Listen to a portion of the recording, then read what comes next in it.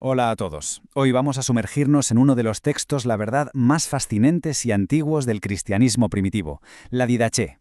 A ver, pensemos por un momento. Es como si encontráramos un manual de instrucciones de hace casi 2000 años que nos detalla con pelos y señales cómo vivían las primeras comunidades cristianas. Pues eso, en esencia, es la Didaché. Y claro, esto nos lleva a una pregunta clave, ¿no? Antes de que los evangelios y todas las cartas de los apóstoles se juntaran en lo que hoy conocemos como el Nuevo Testamento, ¿cómo sabían los primeros creyentes qué hacer? ¿Qué reglas seguían en su día a día? Bueno, pues la Didaché nos abre una ventana única, una mirada directa a ese mundo. Es en definitiva una guía súper práctica para la vida, la fe y la comunidad. Así que, en nuestro recorrido de hoy, vamos a hacer un poco como lo habría hecho un nuevo creyente de la época. Primero veremos qué es esta guía. Después nos meteremos de lleno en el camino de la vida, su filosofía moral. Luego echaremos un vistazo a sus rituales, a cómo era su liturgia. Y para terminar veremos cómo se organizaba la comunidad y qué esperaban del futuro. Muy bien, pues vamos allá. Empezamos por el principio. ¿Qué es exactamente este texto y por qué es tan importante? A ver, la Didaché. Su nombre completo es algo así como la enseñanza del Señor a las naciones por medio de los 12 apóstoles. Funcionaba, para que nos entendamos, como una especie de catecismo. Ojo, no era un tratado de teología súper complejo, para nada. Era un manual práctico, pensado para guiar a las comunidades nuevas en su día a día, sentando las bases de su ética y sus ritos. Y es que el texto arranca con una metáfora que es potentísima y a la vez súper sencilla, la idea de los dos caminos. Fijaos, toda la enseñanza moral de la Didaché gira en torno a esta lección fundamental. O eliges el camino de la vida, que se basa en el amor, o te vas por el camino de la muerte, que está lleno de maldad. No hay más, así de claro y directo. Venga, pues vamos a explorar un poco más a fondo qué significaba esto de seguir el camino de la vida. ¿Cuáles eran las instrucciones concretas que daba? Aquí hay algo que de verdad llama muchísimo la atención, y es su enfoque tan radical sobre la propiedad y la generosidad. Es que la Didaché dice, directamente, que hay que compartirlo todo, que no se puede decir esto es mío y que hay que dar a quien pida sin dudar. Es una visión de comunidad, basada en una interdependencia total, una pasada. Y esta cita es brillante, de verdad. Fijaos qué imagen. No se trata solo de dar por dar, sino de dar con cabeza, con discernimiento. La idea de que la limosna te sude en las manos es una llamada a la pausa, a pensar bien antes de actuar, para asegurarse de que esa ayuda llega a quien de verdad la necesita. Por supuesto, la base moral también tenía prohibiciones que nos suenan muchísimo, ¿verdad?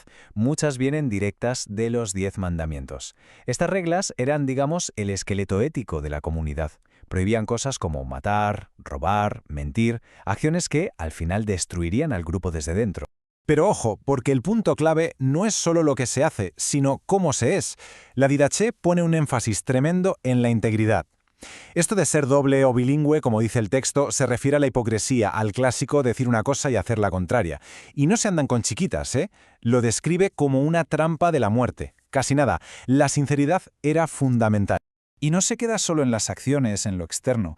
El texto va más allá, se mete en el carácter de la persona. Habla de fomentar la humildad, la paciencia y una fe, una fe radical en que todo lo que pasa tiene un porqué divino. Al final se trata de cultivar una actitud interior, no solo de ir tachando reglas de una lista.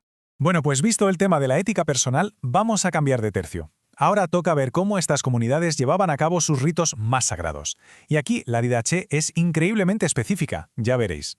Aquí es donde se ve lo increíblemente práctica que era esta guía. Para el bautismo, por ejemplo, el ideal era usar agua viva, o sea, agua corriente de un río. Pero el texto es muy realista y ofrece alternativas. ¿Que no hay un río cerca? Pues se usa otra agua. ¿Que no hay bastante agua para sumergir a la persona? Pues se le echa por la cabeza 3 veces. Lo importante era el acto en sí, adaptado a lo que hubiera. Eso sí, siempre después de haber enseñado y ayunado. Y esto, mirad, es un detalle brillante que nos cuenta mucho sobre cómo forjaban su identidad. No se trataba solo de ayunar, sino de ayunar de forma distinta a los demás, a los que ellos llamaban los hipócritas. Al establecer sus ayunos los miércoles y los viernes, estaban creando una frontera simbólica. Una forma de decir, nosotros somos diferentes. Era un ritmo semanal que reforzaba constantemente quiénes eran y que les unía. La Didaché, cómo no, también establece cuál es la oración principal, el Padre Nuestro. La versión que da es muy parecida a la que conocemos hoy, y la instrucción era clara, rezarla 3 veces al día. Esto no era solo algo personal, ¿eh? Creaba un ritmo de oración diario que unía a toda la comunidad, estuvieran donde estuviesen, todos en el mismo pensamiento. En cuanto a la Eucaristía, que ellos llamaban la acción de gracias, las instrucciones son igual de claras. Detallan el orden de las oraciones, primero se daba gracias por la copa, luego por el pan partido, y establecían una regla súper estricta. Solo podían participar los bautizados. Esto deja clarísimo que el bautismo era la puerta de entrada para formar parte de la comunidad al 100%. Y con esto llegamos a la última parte. Vamos a ver cómo se las apañaban para mantener la comunidad unida y sana y cuál era su visión sobre el final de los tiempos. Y aquí se enfrentaban a un problema muy pero que muy real. Pensemos que no había una estructura centralizada, ni un Vaticano, ni nada. Entonces, ¿cómo podían saber si un profeta o un apóstol que llegaba de fuera era de fiar o era un fraude que solo quería aprovecharse de ellos? Pues la Didache les da una especie de checklist de lo más práctico. A ver, ¿cuánto tiempo se queda? Si se queda más de 2 días, malo. Un apóstol de verdad está de paso. Pide dinero, alerta roja. Solo debería aceptar lo justo para seguir su camino. Y la prueba de fuego, practica lo que predica. La coherencia entre lo que decía y lo que hacía era la clave. Unas reglas sencillísimas, pero muy eficaces para protegerse. El espíritu de la comunidad, en resumen, era una mezcla de 2 cosas, hospitalidad y responsabilidad. Por un lado, se acogía a todo el que llegaba en nombre del Señor. Pero por otro lado, la ociosidad no estaba permitida. Si alguien quería quedarse, tenía que trabajar. Todos debían arrimar el hombro.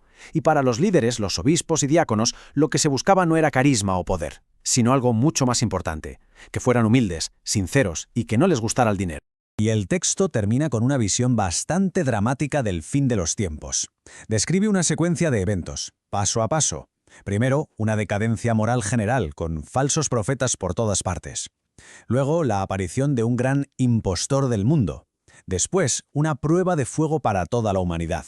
Y finalmente, las señales en el cielo que anuncian el regreso del Señor.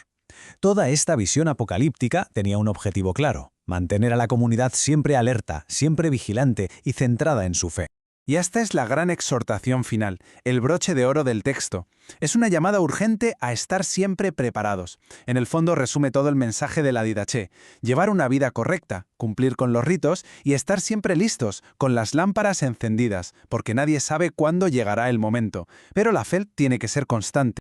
Y con esto terminamos nuestro repaso a la Didache. Al final nos deja una pregunta en el aire, ¿no? En un mundo que no tiene nada que ver con aquel, ¿qué principios de este manual de hace 2000 años sobre la vida en comunidad, la integridad o la fe compartida siguen teniendo sentido hoy en día? Ahí queda la reflexión. Gracias por acompañarnos.